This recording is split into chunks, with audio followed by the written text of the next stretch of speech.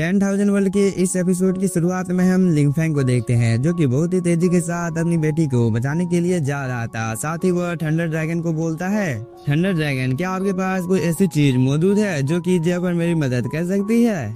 इस बार thunder dragon बोलता है, मेरे पास कोई भी ऐसा फॉर्मेशन नहीं है जो कि जय पर तुम्हारी मदद कर सकता है, लेकिन हेवन के सीक्रेट को पता लगाने के लिए एक फॉर्मेशन का निर्माण इस जगह पर किया जा सकता है, जिसकी वजह से हम लोगों को हेवन के सीक्रेट के बारे में पता चल सकता है। यह बोलने के बाद थंडर ड्रैगन यहाँ पर हिंगवान फॉर्मेशन को एक्टिवेट कर लेता है, जिसके अंदर से बहुत ही ज्यादा टेरिफाइंग एनर्जी बाहर निकलने लगती है। और इस चीज को देखकर लिंगफैंग अपने मन में सोचने लगता है कि हिंगवान फॉर्मेशन को बनाने के लिए बहुत सारे डिवाइन एनर्जी की आवश्यकता पड़ती है। तभी थंडर ड्रैगन बोलता है, अगर ये फॉर्मेशन एक बार एक्टिवेट हो जाता है तो इस चीज की वजह से पहले सभी हेवन और दुनिया को रूपांतरित होगा। इसलिए अगर तुम इस जगह पर डिवाइन मेडिसिन का यूज करते हो तो इस चीज की वजह से हम लोगों को उसके लोकेशन का पता मिल सकता है। और इस बात को सुनने के बाद लिंगफैंग भी रुक जाता है, जिसकी वजह से शाओटियान सीधे इस जगह पर लिंगफैंग से टकरा जाता है। साथ ही इस जगह पर ये सभी लोग भी काफी ज्यादा शॉक हो जाते हैं। तभी लिंगफैंग इन सभी लोगों को बता देता है कि मैं इस जगह पर एक फॉर्मेशन बनाना चाहता हूँ। यह बोलने के बाद वह बहुत ही तेजी के साथ आगे की ओर जाने लगता है। साथ ही इसके पीछे में शाओटियान और उसके फैमिली के सभी लोग भी जाने लगते हैं। तभी अचानक से लिंगफैंग के छाती में बहुत ही ज्यादा दर्द होने लगता है और वो अपने मन में सोचता है, ये तो वही एहसास है जो कि कुछ देर पहले मुझे हुआ था, इसलिए क्या वो लड़की मेरे आसपास में हो सकती है? यह बोलने के बाद वो दूसरी दिशा की ओर जाने लगता है और इस चीज को देखकर शाओटियान काफी ज्यादा शॉक हो जाता है, क्योंकि शाओटियान को यहाँ पर कुछ भी समझ में नहीं आ रहा था कि आखिरकार लिंगफैंग इस जगह पर ढूंढ किसे रहा है। इधर हम छोटी सी लड़की को देखते हैं, जिसके सामने एक एल्डर आ गया था, जिसे देखकर ये छोटी सी लड़की काफी ज्यादा परेशान हो जाती है और वो बोलती है, मेरे ब्रदर ने जैसा बोला था इस जगह पर बिल्कुल भी ऐसा नहीं है, क्योंकि इस आदमी को देखकर मुझे बहुत ही ज्यादा डर लग रहा है, क्योंकि मुझे नहीं पता है कि इसके मन में आखिरकार क्या चल रहा है। इसलिए मुझे इस जगह पर अब क्या करना चाहिए, क्योंकि इस आदमी के इरादे तो मुझे इस जगह पर ठीक नहीं लगते हैं। तभी हम इस एल्डर को देखते हैं, जो कि काफी ज्यादा मुस्कुराकर इसकी ओर आने लगता है, जिसकी वजह से ये लड़की काफी ज्यादा डर जाती है और वो बोलती है, तुम मेरे करीब मत आओ, नहीं तो मैं तुम्हें जान से मार डालूंगी। इस बार ये एल्डर यहाँ पर एक अटैक को क्रिएट कर लेता है। इसके बाद वो बिना कोई टाइम जाए कि इससे छोटी सी लड़की के ऊपर हमला कर देता है, लेकिन इस छोटी सी लड़की ने भी टाइम रहते ही अपने सामने एक प्रोटेक्टिव बैरियर बना लिया था। लेकिन इस एल्डर का अटैक काफी ज्यादा पावरफुल होता है, जिसकी वजह से इस छोटी सी लड़की के प्रोटेक्टिव बैरियर में यहाँ पर काफी ज्यादा क्रैक पड़ जाते हैं, जिसे देखकर ये काफी ज्यादा घबरा जाती है और वो अपने मन में सोचती है कि मेरा फॉर्मेशन तो इस जगह पर कुछ ही देर में डिस्ट्रॉय होने वाला है। तभी हम इस एल्डर को देखते हैं, जिसका नाम जू होता है और वो बोलता है, मेरी किस्मत तो आज बहुत ही ज्यादा अच्छी है, क्योंकि मुझे इस जगह पर एक बच्चा मिल गया है और एक बार अगर मैं इस जगह पर आइस सोल डिवाइन मोती को रिफाइन कर लेता हूँ तो इस चीज की वजह से मेरी पावर काफी ज्यादा बढ़ सकती है, क्योंकि इस चीज की वजह से शायद से मैं हाफ वर्चुअल गॉड लेवल को ब्रेक थ्रू कर सकता हूँ। यह बोलने के बाद एल्डर जू इस जगह पर और भी बहुत सारे अटैक को क्रिएट कर लेता है। इसके बाद वो इससे इस लड़की के ऊपर हमला कर देता है, जिसकी वजह से ये लड़की काफी ज्यादा इंजर्ड हो जाती है, क्योंकि ये लड़की इस जगह पर इन सभी अटैक को रोकने की कोशिश कर रही थी, जिसकी वजह से इसकी हालत काफी ज्यादा खराब हो जाती है, क्योंकि एल्डर जू काफी ज्यादा पावरफुल होता है। तभी ये लड़की बोलती है, अब मैं ज्यादा देर तक इस प्रोटेक्टिव बैरियर को यहाँ पर बनाकर नहीं रह सकती हूँ। तभी एल्डर जू यहाँ पर और एक अटैक इस लड़की के ऊपर कर देता है, जिसकी वजह से बहुत सारे चेन इस लड़की के प्रोटेक्टिव बैरियर को चारों तरफ से घेर लेते हैं और इस चीज की वजह से इस लड़की को काफी ज्यादा प्रॉब्लम होना शुरू हो जाता है। लेकिन वो अभी भी हार मानने को यहाँ पर तैयार नहीं थी, क्योंकि वो अपने मन में सोचती है कि अगर इस जगह पर ऐसा ही चलता रहा तो मेरा मरना इस जगह पर तय है, इसलिए मुझे किसी भी हालत में इस चीज को यहाँ पर डिस्ट्रॉय करना होगा। यह बोलने के बाद यह हेवनली स्वॉर्ड से एल्डर जू के ऊपर हमला कर देती है, लेकिन एल्डर जू तो अपने सामने एक प्रोटेक्टिव बैरियर बनाकर इसके अटैक को बहुत ही आसानी के साथ रोक देता है। लेकिन इन दोनों के अटैक आपस में टकराते हैं, जिसकी वजह से बहुत ही ज्यादा हाई अमाउंट में स्पिरिचुअल एनर्जी निकलने लगती है और इस चीज को देखकर एल्डर जू बोलता है, तुम अपनी इस क्षमता के साथ मुझे इस जगह पर हरा नहीं सकती हो, इसलिए अब तुम्हें इस जगह पर हार मान लेना चाहिए। यह बोलने के बाद एल्डर जू यहाँ पर एक फॉर्मेशन को अपीयर कर लेता है, जिसके अंदर से एक बहुत ही ज्यादा बड़ा आइस का क्रिस्टल बाहर निकलकर सीधे इस लड़की के ऊपर अटैक करने के लिए जाने लगता है। जिसे देखकर ये लड़की अपने सामने एक प्रोटेक्टिव बैरियर बनाकर इस अटैक को रोकने की कोशिश करती है, लेकिन ये अटैक काफी ज्यादा पावरफुल होता है, जिसकी वजह से इसका अटैक एक ही झटके में डिस्ट्रॉय हो जाता है और इस चीज की वजह से वो थोड़ी सी दूर जाकर गिरती है। और इस मौके का फायदा उठाकर एल्डर जू यहाँ पर और एक अटैक को क्रिएट कर लेता है और वो इससे इस लड़की के ऊपर हमला कर देता है, जिसकी वजह से जमीन के अंदर से बहुत सारे आइस क्रिस्टल बाहर निकलने लगते हैं और ये सभी क्रिस्टल इस जगह पर इस लड़की को अपने अंदर में कैद कर लेते हैं, जिसकी वजह से ये लड़की अब चाहकर भी इस जगह पर कुछ कर नहीं पाती है, क्योंकि मैंगटियांग की सिस्टर यहाँ पर इस क्रिस्टल के अंदर में कैद हो गई थी। तभी एल्डर जू बोलता है, छोटी लड़की अब तुम्हें इस जगह पर आत्मसमर्पण कर देना चाहिए। यह बोलने के बाद एल्डर जू यहाँ पर और एक फॉर्मेशन को बना लेता है। इसके बाद वह बिना कोई टाइम जाए किए यहाँ पर मैंगटियांग की सिस्टर को जान से मारने ही वाला था, जिसे देखकर मैंगटियांग की सिस्टर काफी ज्यादा डर जाती है। लेकिन तभी यहाँ पर एंट्री होती है लिंग फेंग की, जो कि बोलता है, आखिर तुम्हारी इस जगह पर इतनी ज्यादा हिम्मत हो गई कि तुमने यहाँ पर मेरे ब्लड लाइन को नुकसान पहुँचाने की कोशिश की है। इस चीज की सजा तो तुम्हें इस जगह पर बराबर मिलेगी। यह बोलने के बाद लिंग फेंग अपने निर्वाणा स्वॉर्ड से इस एल्डर के ऊपर हमला कर देता है, जो कि एक ही झटके में यहाँ पर इस लड़की के आसपास में जितने भी ज्यादा क्रिस्टल मौजूद होते हैं उन सभी को पिघलाकर इस एल्डर की ओर काफी तेजी के साथ जाने लगता है। और इस अटैक को देखकर ये एल्डर भी काफी ज्यादा शॉक हो गया था, इसलिए वो बोलता है, आखिरकार तुम कौन हो। लेकिन तब तक लिंग फेंग एल्डर जू के काफी ज्यादा नजदीक आ गया था और वो एक अटैक एल्डर जू के ऊपर कर भी देता है, जिसकी वजह से एल्डर जू एकदम दूर जाकर गिरता है और वो अपने मन में सोचता है, आखिरकार ये चीज कैसे हो सकती है। तभी हम लिंग फेंग को देखते हैं, जो कि नीचे उतर कर आ जाता है। इसके बाद वो अपने बेटी के पास आकर इसकी बॉडी के अंदर में बहुत ही ज्यादा स्पिरिचुअल एनर्जी को डालने लगता है, जिसकी वजह से इसकी बेटी इस जगह पर होश में आने लगती है।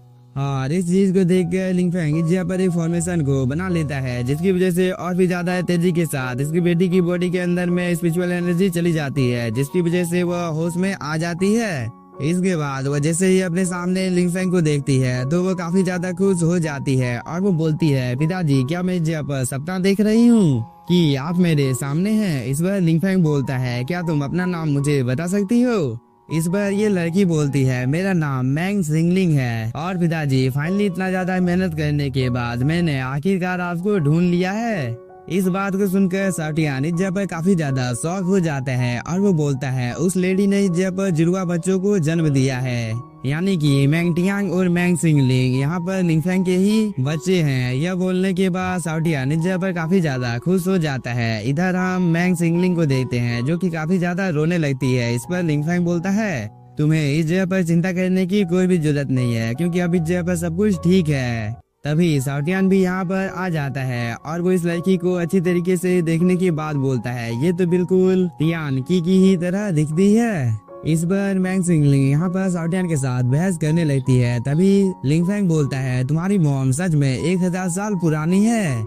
इस पर मैंग सिंगलिंग बोलती है, अगर ये बात सच है तो मैं आपके साथ यहाँ पर फाइट करने के लिए तैयार हूँ। तभी लिंग फेंग बोलता है, आखिरकार तुम इस जगह पर किस लिए आई हो। इस पर मैंग सिंगलिंग बोलती है, कुछ बुरे लोग मेरी माँ को काफी ज्यादा परेशान कर रहे हैं, क्योंकि वो लोग जबरदस्ती मेरी मॉम के साथ शादी करना चाहते हैं। इसलिए उन बुरे लोगों को अच्छा सबक सिखाने के लिए मैं आपको इस जगह पर ढूंढने के लिए आई थी। साथ ही इस जगह पर मेरे साथ मेरी सिस्टर भी आई है। इस बात को सुनकर साटियान काफी ज्यादा शौक हो जाता है और वो बोलता है, क्या तुम्हारी और एक सिस्टर है। तभी मैंग जिंगजिंग बताने लगती है कि मैं सबसे ज्यादा बड़ी हूँ, जबकि मैंग तियांग बीच वाला है और हम लोगों की एक छोटी सिस्टर भी है, मतलब हम लोग कुल 3 भाई बहन हैं। और इस बात को सुनकर साटियान इस जगह पर काफी ज्यादा शौक हो जाता है। इसके बाद वो इस जगह पर उल्टी सीधी बातें बोलने लगता है, जिसे सुनकर लिंग फेंग को काफी ज्यादा गुस्सा आ जाता है।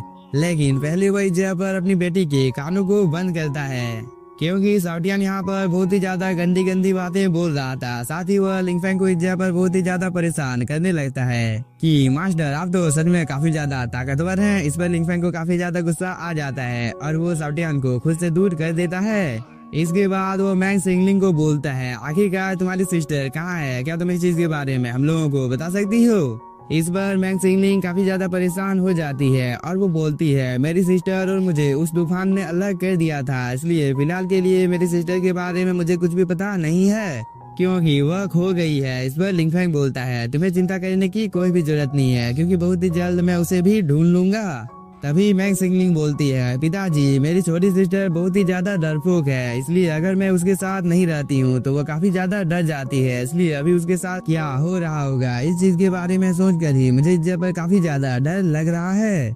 तभी साउटियन के दादाजी बोलते हैं, शायद से तुम्हारी छोटी बेटी हम लोगों के आसपास में ही है। इस पर लिंगफैंग बोलता है, तो जल्दी ढूंढो। इस बार ये सभी लोग भी फेंगर को ढूंढने के लिए चले जाते हैं, यानी कि लिंगफैंग की छोटी बेटी को। लेकिन बहुत ही ज्यादा ढूंढने के बाद भी इनमें से किसी को भी फेंगर का लोकेशन नहीं मिलता है, इसलिए ये सभी लोग इस जगह पर काफी ज्यादा परेशान हो जाते हैं। और इस चीज को देखकर मैंग सिंगलिंग बोलती है, ये सब कुछ मेरी वजह से हो रहा है, क्योंकि अगर मैंने अपनी सिस्टर के हाथ को पकड़ा होता तो वो शायद से आज हम लोगों के इस जगह पर साथ होती।